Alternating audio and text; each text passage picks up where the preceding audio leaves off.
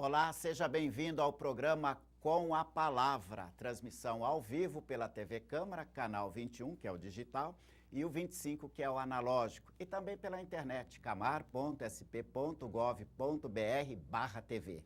Em setembro, o nosso homenageado de hoje completa 80 anos de vida e 60 de profissão. Ele nasceu em Bebedouro, filho único de José e Maria. É contador, advogado, jornalista, mas a sua grande paixão é o rádio. Com a palavra, a voz do rádio marilhense, o Wilson Matos. Muito obrigado, Cid, pelo seu convite de estarmos aqui hoje. E, como você bem mencionou, a questão do tempo, da longevidade, né? Nós estamos vivendo a glória, né, de ser feliz, de viver numa cidade que nos acolheu com muito carinho. Recordo-me que numa tarde, né, na década de 30, finalzinho de 30 para 40, numa tarde meu pai chegou em casa, lá em Bebedouro, e falou: olha, filho, nós fomos removidos, meu pai trabalhava na Companhia Paulista. Então deixa eu te fazer a primeira pergunta que está aqui no roteiro já. Exato. Wilson Matos, primeiro é uma honra a gente tê-lo aqui. O que a gente vai fazer aqui, você é merecedor de tudo isso. Nós é que nos sentimos honrados em poder Obrigado, Cid, fazer isso que já deveria ter sido feito há muito tempo, que você é uma pessoa que merece, e no transcorrer desse programa você vai saber por quê. Responde para mim, Wilson Matos, em que cidade você nasceu mesmo? Exatamente, eu nasci no dia 2 de setembro de 1933, na cidade de Bebedouro. Bebedouro, um pequeno burgo localizado no eixo de ligação de São Paulo com Minas Gerais pelo sul, não é? Através do tronco da Ferrovia Paulista, na época, Companhia Paulista. Ela começava em Jundiaí e... Foi por um acaso naquela casa ali que você nasceu? Claro que ela Exatamente. Foi reformada depois. Deu uma reforminha, então essa mesmo, na Rua Brandão Veras, 321, na nossa querida Bebedouro, não é? E meu pai, pelo fato de trabalhar na Companhia Paulista, então essas casas ficavam próximas da estação, porque naquele tempo não tinha um ônibus circular, essas coisas todas, né? E a vinda a Marília justamente se deu numa tarde em que meu pai chegou em casa e falou: filho, e para minha mãe, eu fui removido para Marília, uma cidade nova, na Alta Paulista, né? Então eu estou indo para lá, eu vou na frente para alugar casa e etc e tal. Mas antes deles virem para Marília, essa casa que foi mostrada, e pode mostrar de novo, ela chegou a ser pensão dos seus pais? Sim, meu pai sempre foi muito dinâmico, minha mãe também dinâmico, então eles montaram ali uma pensão, um pequeno hotel, não é? Próximo da estação, em que se hospedavam pessoas lá, né? Uhum. E dali, além das rendas que meu pai tinha como trabalhador, né, na Companhia Paulista, ele tinha também a renda da pensão, não é? Uhum. E tem fatos históricos, jocosos até em 1932, por exemplo, né? No auge da Revolução, né? Como a cidade de Bebedouro ficar no eixo de ligação com Minas, né? Então, ali aportavam os soldados, né? Constitucionalistas da época, né? Até eu me recordava, até há pouco tempo, de um capacete daquele usado na Constituição, né? Que foi dado por um soldado que sobreviveu ao companheiro que foi morto no embate, né? Uhum. E minha mãe ficou preocupadíssima, porque sei lá quantos soldados foram lá, todos esfomeados e tal, e ela preparando aquelas, né? Comida e tal, né? E então marcou muito essa. Só que meu pai, quando chegou com a notícia da vinda para Marília, de remoção, né? Porque ele era empregado, tinha que vir, né? Então, mas antes de você falar desse episódio, exato, né? Falando exatamente dos seus pais, como eles eram e como é que foi a sua infância? Veja bem, Cido, meus pais baianos, né? Do sul, aqui da Bahia, próximo ali de Montes Claros, por ali. Então, o meu querido pai e com meu avô, Teodoro, e não é demérito nem fraqueza nenhuma dizer que eles se locomoveram do sertão baiano para São Paulo a pé. Por quê? Não tinha, na década de 28, 29, não havia a facilidade de transporte que temos hoje, né? E não havia outro meio. Nós estamos vendo fotos dos seus pais. Exatamente, casados. Né? Então, o casamento deles ali, né? Beleza. Exato. Emocionante até, né? Isso. E aí, então, eles vieram. Primeiro veio meu pai, né? Junto com meu avô. Como Bebedouro ficava próximo da fronteira de Minas, eles ali se encontraram e procuraram logo o serviço que foi achado. Meu pai, embora não tivesse escolas de alfabetização na Bahia, onde ele estava, né, que era o Sertão Agreste, mas ele, sozinho, ele aprendeu a ler e ler bem, né, tinha uma leitura muito boa, e aí ele conseguiu um bom emprego na Companhia Paulista, no setor de mecânica, não é? E ali encontrou-se com a minha mãe, eles não vieram juntos, se encontraram em Bebedouro, começaram a namorar, veio o casamento. Ele conheceu a tua mãe em Bebedouro. Em Bebedouro, exatamente. Ele não é que eles vieram casar. Sim, meu pai veio solteiro e minha mãe também. Exato. Veio solteira, né? Com a querida avó Idalina, né? Idalina Novaes. Né? Isso, mas quando se fala dos seus pais, qual é a imagem que lhe vem, assim? Qual é a primeira imagem que lhe vem? É uma imagem muito agradável, entendeu? É uma imagem que eu digo de felicidade. Porque meu pai foi um homem, embora não letrado, né? Mas que tinha uma capacidade de inteligência muito grande. E tinha também uma organização econômica, financeira, muito boa. Embora ele não tivesse o salário, digamos, de Marajás, como se diz, a gente tivesse salário afeito à realidade econômica da época, não é? Mas ele sempre viveu bem, morou em casas boas, né? Nós tínhamos as férias, eram viagens, né? Santos, Rio de Janeiro, etc., porque tinha uma facilidade de passes, né? Então, essa minha infância foi criada, graças a Deus, com muito conforto, sem dificuldade nenhuma de vida, né? Porque minha mãe também ajudava um pouco no trabalho. E a senhora, minha mãe tinha um relacionamento muito bom com as pessoas, com as amizades. Então, ela fez um parque de amizade muito bom lá em Bebedouro. O meu padrinho era um grande alfaiate, amado, lá de Bebedouro, né? O Odilon, né, também, que era filho. Né? Então, nós tivemos um convívio gostoso, entende? Então, tudo isso trazia conforto e organização de vida, né, por parte deles. Então, a nossa infância, embora eu solitário, que era filho único, né? Mas a gente se apontava. Ele já tinha controle amigos, de natalidade naquela época, teu pai, né? Meu pai controlou, né? Houve até quase um nascimento de mais um filho, que seria uma menina, né? Mas, infelizmente, não vingou, né? A gravidez da minha mãe e acabou então. Quando vocês vieram para Marília, você já tinha que idade? Eu cheguei exatamente com 7 anos. 7 anos para Marília. Você se quase lembra qual chegando. foi a casa aqui em Marília que você foi morar? Exatamente. Chegamos aqui, nós saímos de Bebedouro, que era um meio dificultoso, o trânsito, porque eram linhas diferentes, né? O tronco da Companhia Paulista era Jundiaí a Colômbia. E nós aqui, Alta Paulista, com baldeação e Tirapina. Então, nós tivemos que sair de Bebedouro até pegar um trem que fazia o trecho São Paulo-Marília. Ele veio na frente, seu pai, primeiro. Vai veio na frente, arrumar. alugou a casa Certo. e tal, né? A gente estranhou, porque era uma casa muito humilde. Nós morávamos em Bebedouro numa casa linda, de alvenaria, com todo o conforto. E veio para cá numa casa Exatamente de madeira, essa né? que nós mostramos na foto. Exatamente. E pode até repetir para ir mostrando. Exatamente, né? Então mas nada estranhou, porque o padrão de vida continuou. Continuou. Como meu pai tinha uma bela casa lá em Bebedouro, aí fui eu com ele, nós fomos lá, vendemos a casa. Aí tinha um senhor de um terreno em Bauru, que estava à venda aqui em Marília. Aí meu pai foi lá, comprou o terreno e falou para meu filho, agora nós dois vamos ter que construir a nossa casa. Qual a localidade aqui em Marília para os nossos telespectadores se situar? Exato. Na época estava sendo, né, desbravado uma área aqui em Marília, próximo ao córrego Cincinnati, que fica justamente no Palmital, né? E ali na Avenida República, que estava sendo praticamente, digamos, empurrada, né, para frente, até a Fazenda Santonieta. Fazendo a abertura da rua mesmo. Da rua, exatamente. Então já tinha algumas casas e meu pai, ao comprar esse terreno, resolveu então ele mesmo Seria construir. próximo ali a José Bonifácio de hoje e a Cincinato Braga? Exato, pegava o José Bonifácio e a Rui Barbosa, né? Justamente naquele eixo 1468, e ali nós fizemos a nossa casa. Você não preservou essa casa até hoje? Preservei, está lá bonitona lá, bonita, né? Eu fiz uma doação para minha filha querida, que faleceu, a Denise, né? E agora ela voltou para mim, e meus filhos falaram, pai, essa casa é um patrimônio histórico da sua vida, não pode ser vendida de jeito nenhum, né? Então está lá preservadinha, bonitinha, né? Você está vendo como que teu pai já, embora você mesmo disse que ele foi um autodidata, Exato, e ele pensou nisso tudo, e tem Exato. também na pesquisa que a gente fez para fazer o programa de hoje, e o seu pai tinha o hábito do diário dele, né? Exatamente. Ele, toda a noite, ele escrevia o que tinha acontecido durante o dia, não é isso? Exatamente. Ele escrevia, a vida dele foi toda ponteada nesse diário.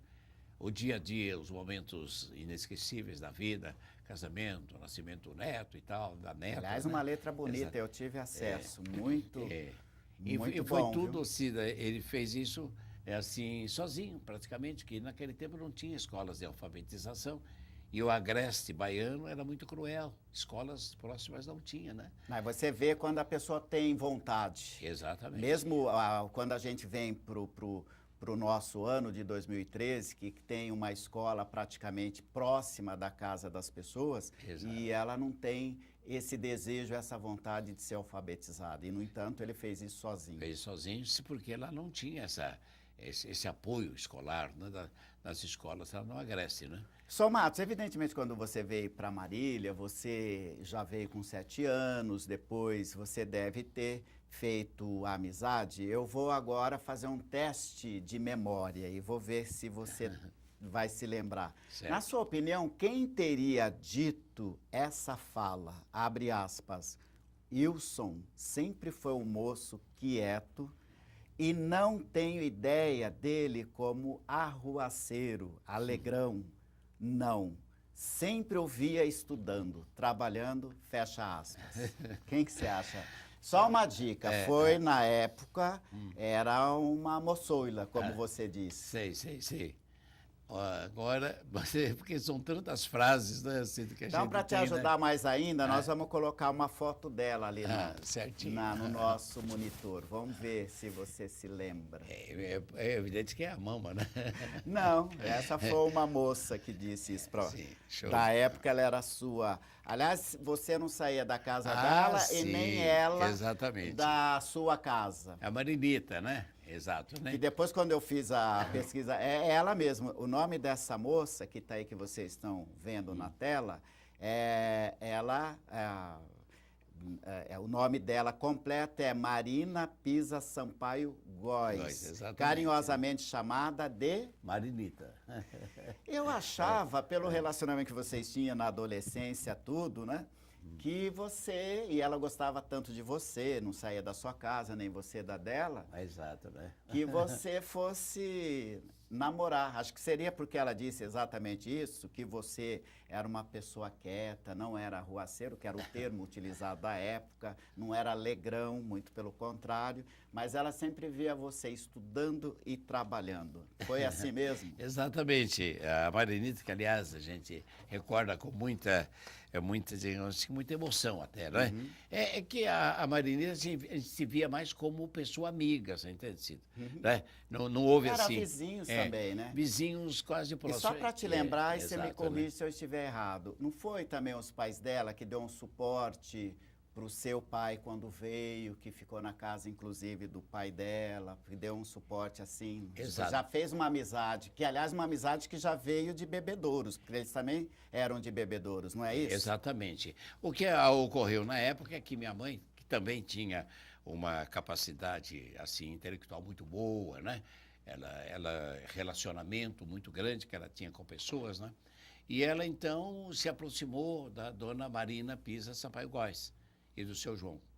Coincidentemente, assim, eles também tinham programado morar em Marília, de Bebedouro para Marília. Exato. E essa coincidência fez com que a dona Marina e seu João chegassem aqui. Vocês mantiveram a amizade. A amizade, então, veio solidificada lá de Bebedouro. E é claro que esse relacionamento foi muito bom, porque além da amizade que a gente tinha com a Marinita, né, que era como irmã, que eu não tinha irmã, né, então tive ela como irmãzinha da gente, né? E ali, então, a gente encontrou o primeiro emprego, né? E seu João nos ofereceu para trabalhar na União Democrática Nacional. Na realidade, o primeiro emprego meu foi trabalhar como enfermeiro do meu querido e grande Lourenço Ceni, que inclusive tem o nome dele perpetuado aqui nessa augusta Casa de Leis, que é a Câmara Municipal. E o doutor Lourenço é uma pessoa maravilhosa, era bravo, mas exigente. E o seu João Sampaio Góes tinha um comércio de café junto com a União Democrática Nacional, que era o partido político da época, né? Ele já era bem de posse, o seu João, né? Então, aí já veio mais ou menos em 1945, anos depois da gente estar aqui já em Marília. A propósito, no caso da Marina, a Marinita, como carinhosamente chamada, você mantém amizade com ela até hoje? Olha, se distanciamos um pouquinho, viu, Ciro? Porque ela mudou-se para São Paulo, né? não se casou, né? E a gente, então, deixou, porque não havia um motivo, assim, para me aproximar dela, né? Mas depois desse programa de hoje, Aí já, já tem um evidentemente... motivo, Exato, né? mas é uma criatura adorável, né? Francamente, Só pela poderia foto, ter a dado gente- certo, né? gente A pode. gente ter um relacionamento amoroso, talvez até um casamento. Mas aquilo você tinha circunstâncias- por ela, você como se fosse uma irmã mesmo, né? Exatamente, que eu como não tinha irmã, É. isso aí era como irmã, né? Dentro da E respeitabilidade. o seu comportamento da necessária, época, segundo ela, você era muito quieto, né? Não É. era arruaceiro, que era o termo, e nem alegrão. Arruaceiro, na época, era quem frequentava os bailinhos da época, as Exato. festividades da época, né? né? Exatamente. E agora, vamos falar um pouco agora. Quais foram as suas atividades, já que você começou já a falar, antes de ir para o rádio? Veja bem, Cido, nós... E o que levou você a se interessar pelo rádio? Exato, né? Na época, o rádio é como a televisão hoje, né? Tinha um destaque muito grande em todos os setores. E, é claro, a emissora, a Rádio Nacional, era a emissora que tinha a penetração no Brasil inteiro pelas ondas curtas, né? E ali a gente viu aquele, né, se desenvolvendo, locutor falando. Marília também tinha a Rádio Clube, na época é a única emissora, né? Tinha bons locutores. E meu pai era aquilo que eu disse, pela organização funcional dele e econômica, ele conseguia dar todo o conforto para a família. Primeiro rádio, E ele investiu na família. investiu na família e não gastava, não era um perdulário, né? Então, o primeiro rádio lá da Avenida República foi ele que comprou. Então, na época, o pessoal ia todo mundo lá, muita gente curiosa, mas peraí, não tem ninguém dentro do rádio falando, quem que está aí dentro? Nessa Né? caixa E ela aí. olhava atrás, né? O rádio. E era um milagre, né, da época, né? Hoje não, hoje é a televisão, etc. Então, nisso eu me afeiçoei a ver os locutores falando, né? E aí, para chegar ao rádio foi um passo, porque o relacionamento da minha mãe com a dona Marina, mãe da Marinita, com a dona Rosina Moraes Costa, né? Minha mãe era muito ligada à igreja, né? A Igreja Católica e também Do as roupeiro, obras ela também participou como Exatamente. obra social, né? Exatamente. E, para o meu orgulho, a única mulher até então que tem o nome Marília de um De um núcleo habitacional. dado pelo querido amigo, meu irmão amigo, o Orival Seabra, né? Quando o Orival assumiu a prefeitura, ele falou, Wilson, a primeira homenagem que eu vou prestar é a senhora, sua mãe. Eu falei, uau, vou dar o nome, o núcleo habitacional. Que é a Maria Angélica. o Maria núcleo Angélica habitacional. Madevo, isso é Você um não grande- comprou nenhuma residência lá nesse núcleo? Então, deveria ter comprado. Né? Se alguém aí estiver vendendo, por que Bom, não, né, Por que Wilson? não fazer o negócio, né? Preservar, né? É preservar, porque ali é o nome da minha Sua querida história. mãe. Exato, né? Sua história. Exatamente. Então, a gente tem isso aí, né? Então, veja bem como as coisas se desenvolveram. E daí, eu levava uma grande vantagem que eu lia muito, você entende, em voz alta. Então, eu pegava os jornais... A ficava no Marinita já cantinho. falou aqui, né? então, Já disse isso. Você só estudava e trabalhava. Exatamente, então, né? Estudava... Mas com isso afinco, sempre né? foi seu, Wilson?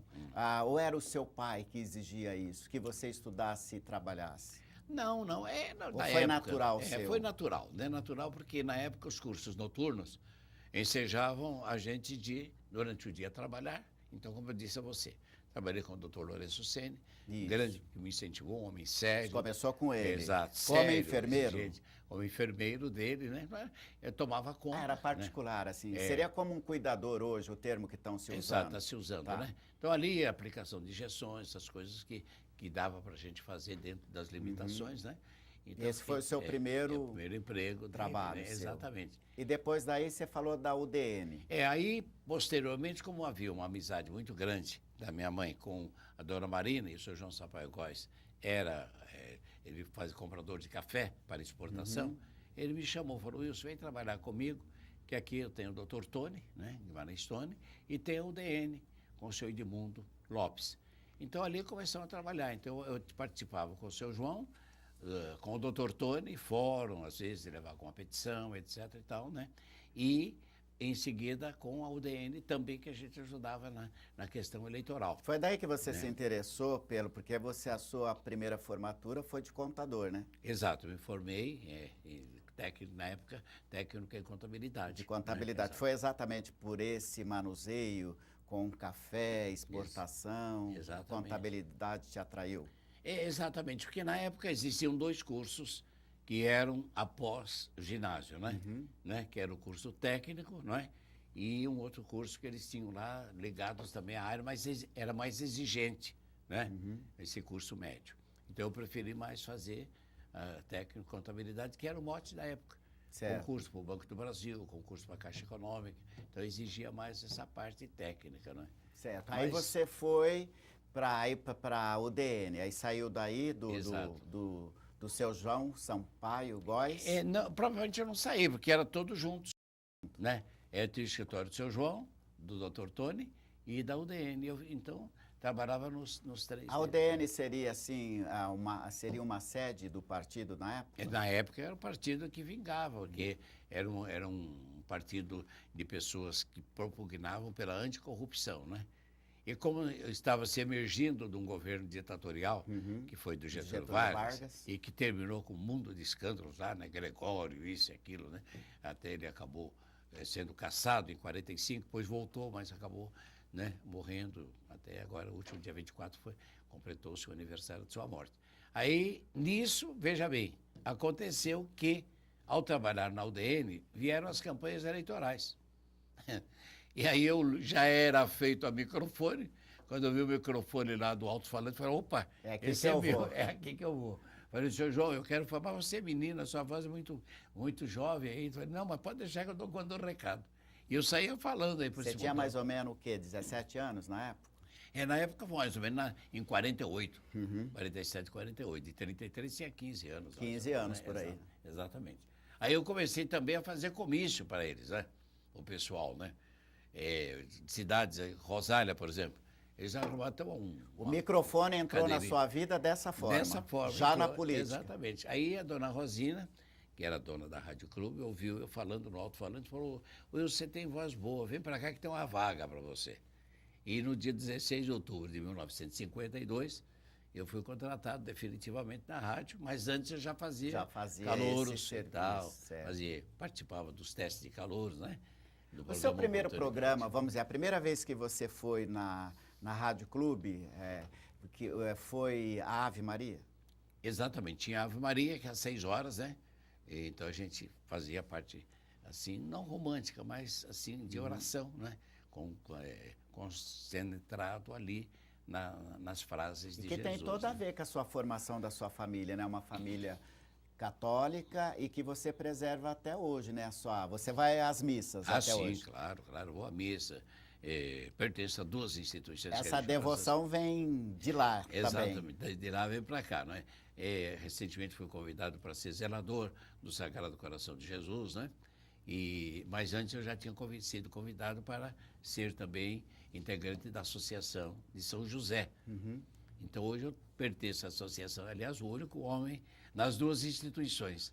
Zelador, né, da igreja na parte do Sagrado Coração de Jesus, né, exato, e São José, né? Mas eu me sinto confortável de estar ali orando e pedindo a proteção de Deus. Até essa questão de ir para a zeladoria do Sagrado Coração de Jesus foi uma coisa assim que até hoje eu não me entendi. Eu estava na rádio, trabalhando, né, aqui na nossa. Faz quanto tempo que te convidaram? Faz uns 3 anos já. 3 né? anos. Mas antes, cedo, eu estava, né, ali e subi para fazer a minha parte lá embaixo, tranquei minha sala. Quando eu voltei, tinha a fita de São José, né, porque todo zelador, ou zelador de São José, aliás, de Jesus, do Sagrado Coração, tem uma fita vermelha com o coração de Jesus. Uma medalhinha. Quando eu voltei, olha essa fita do coração de Jesus na minha mesa. Eu falei, mas como? Não entrou ninguém aqui. Quem deixou? Aí a pergunta, quem foi, né? Ali só eu tinha a chave da minha sala. Que estava trancada. Quando eu deixei trancada, eu falei, é um convite do Sagrado Coração de Jesus. Imediatamente a direção me convidou. Então, hoje, e o que faz um zelador lá? O zelador ele tem as orações, né, as reuniões frequentes, toda sexta-feira. A de São José é a primeira quarta-feira do mês. E nós trabalhamos na arrecadação de fundos para a formação de novos sacerdotes, né?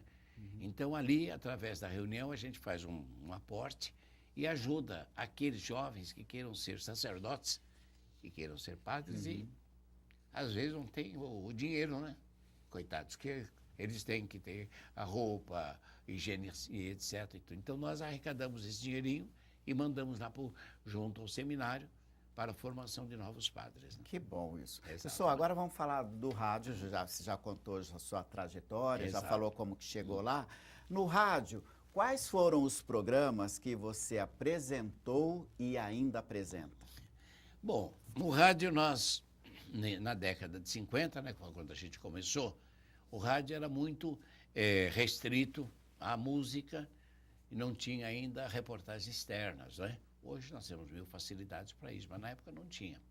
Então, assim que eu entrei no rádio, eu comecei, primeiro, fazer programas onde a gente oferecia as músicas, etc., né?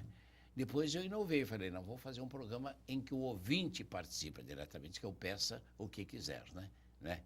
Eu mantenho até hoje o programa. Veja como você é um visionário. Hoje se fala na TV de ter um canal de interatividade. Exatamente. Que a pessoa vai, que nem entrou, não está funcionando ainda no Brasil, que é aquela em que o telespectador interage no ato com a programação da TV. E você já fez isso no rádio. Exatamente. Então, eu entrei nessa parte da programação, criei um programa romântico, não é? Alguém fala em surdina, não é? E que seria esse programa de poesias, declamações, não é? Criei um programa de tangos, na época os tangos eram os motivos musicais, né? Exatamente. Né? E aí, como tinha muitos fatos aqui em Marília, eu criei o programa do repórter, né? Primeiramente da Frigidaire. Consegui um patrocínio e tal, então eu aportava o telefone, quando tinha um evento, tinha um acontecimento, eu ligava na rádio e entrava no ar. Com uma sereia, né? A gente usa esse termo, né? É o jargão, né? Ou sirene. Então nós colocávamos ali, fazia aquele barulho como se fosse a polícia, e como a repercussão é um pouco mais profunda, alonga mais o som, né? E aí, então, eu criei, quando tocava essa sereia ou a sirene, né, no ar, todo mundo, tem alguma coisa que aconteceu aí, entrava aí, atenção de qualquer ponto da cidade e tal. Então, foram jargões que a gente conseguiu. Depois entrei no programa de auditório, né, apresentando o programa do Pacifício Marília, né, que infelizmente fechou o Pacifício, mas muita gente que encontra comigo até hoje. Falou, Wilson, sabe que aquele programa era a nossa salvação? Eu falei, por quê?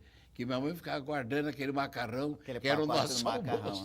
Né? Então, mas foram fatos. Pacifício Marília, da família Raineri. Família Raineri, grandes empresários, né, que patrocinaram durante muito tempo, né? Depois entrou também a Basta Cola, que nós tínhamos a cervejaria Basta em Marília, né, chamada Bavária, né?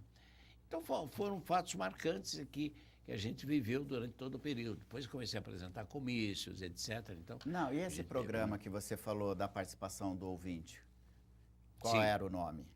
Era o Peço Que Quiser. Que continua até hoje. Continua até hoje, ainda continua, que é o jargão, né? É a interação do ouvinte no ar, como você mencionou há pouco. Sim, né? E agora você já falou dos programas que você faz até hoje e falou também da reportagem. Exato. Na sua opinião, qual foi a melhor entrevista que você realizou? E a gente, enquanto você fala, a gente vai ver fotos para o pessoal ver na época o tamanho do gravador, né? Bom, aí teve entrevistas marcantes, né? Por exemplo, quando nós temos um festival de cinema, né, aqui em Marília, né? A entrevista com o Anselmo Duarte. Enquanto né? a gente está vendo lá. Exatamente, estamos vendo ali as fotos, né? Mostrando, né? Isso. Então, são vários aspectos, né, que a gente teve, né? Olha o tamanho do gravador. Então era um gravador. O pessoal que está em casa, segura um pouco a foto. O Wilson Matos, dá para votar? Isso. Wilson Matos, para você que está assistindo na sua casa, é o da direita aí. Exato. Você lembra quem que é o outro da esquerda, Wilson? Era um locutor, assim, de momento, eram muitos, até que era da outra rádio, da Rádio Dirceu, né, na época, né? Olha o Wilson ali. Aí você se lembra qual era a sua idade, Wilson? Deveria ter uns 22 anos, 20, menos, né? Talvez um pouquinho. Olha o tamanho do gravador, gente. Era difícil. A gente rezava pro entrevistado parar de falar logo que o piso era grande, né? E não era o privilégio da Rádio Clube nem do Wilson Matos. Exatamente. Porque o outro também, seu concorrente lá, também tá com um igual, né? Exatamente. Acho que deve ser, não é o Carvana ali? O Hugo Carvana. Que veio pro Clube de Cinema, é isso? Exatamente. O Carvana, eu estou lá no canto, naquele tempo, o bigode era a bola da vez, ali está o prefeito na época, né? E essa daí, você se Essa é Shizuko Yamazaki, né? Que fez o meu gaidin, né? Olha. Exatamente, né? Então, foi uma entrevista muito bacana que eu fiz com ela, uma criatura fantástica, usando sempre esse gravador nacional, que era o gravador da época, né? Não tinha outro tipo, então isso aí que a gente fazia e depois reproduzia na rádio, né? Exatamente. Então, foram momentos assim... A história é longa, não é? A melhor Agora, você entrevista... imagina o programa que nós estamos fazendo hoje, contando aqui a sua vida, exatamente, 60 anos de profissão e mais 80 de vida. Exatamente. Mas então, pode falar, Wilson. Então, agora uma entrevista quem aqui. que é aquele lá também né? que você está? São vários nomes na época, viu, Cido, né? Decorrente dessa época, a gente talvez não se lembre, assim, imediatamente, né? Então, mas você perguntou, eu classifico a melhor entrevista que eu fiz, entre todas elas, né? Foi a com o presidente, primeiro-ministro de Portugal, Craveiro Lopes, né? E que eu fui até Santa Gertrudes. Santa Gertrudes é uma pequena cidade entre Campinas e Rio Claro ali. E fui até onde ele estava hospedado numa espécie de uma fazenda, e eu fui lá entrevistá-lo. E hoje eu me reporto que hoje talvez seria impossível, diante das seguranças que tem hoje os nossos comandantes, né? Lá foi recebido por ele com muito carinho, não é? E sozinho, ele estava sozinho também, eu também, né? O presidente de um país... Mas a sua rádio já era uma potente na época, porque era tipo de uma rede mesmo. Era uma rede. Nas devidas proporções, ela era uma Rede Globo da época. Exatamente, para a época, exatamente. Né? Tanto que investia nos repórteres, para veja... hoje, você dificilmente tem uma empresa que paga por repórter e até lá. Você se deslocou daqui da cidade de Marília na época. Exatamente. Para fazer essa entrevista nessa cidade. Exato, em Santa Gertrudes, né? Fui lá e fiz uma entrevista bonita, teve uma boa repercussão, né? Porque na época a comunidade luso-brasileira ficou assim, entusiasmada, né? Porque o presidente do país dele ser ouvido, ser entrevistado por mim na rádio e tal, né? Foi boa. E uma outra também que eu fiz foi uma reportagem aérea, não é? Que também era fato inédito. Vieram para cá os paraquedistas, né, para saltos, etc., no avião Hércules, né? E eu consegui uma carona com o coronel no avião para assistir os lançamentos lá do alto. E eu falei para o rádio, estava o rádio amador, que estava funcionando ali, monitorando, eu falei, me dá para você sintonizar a Rádio Clube 1090? Ele falou, dá. E eu posso falar, ele falou, se o senhor falar aqui, o senhor vai entrar no ar. Então, era aquela emoção, não é? A população toda olhando para o alto, atenção, vai saltar. A iniciativa foi toda sua. Minha, exatamente, né? Vamos torcer, gente.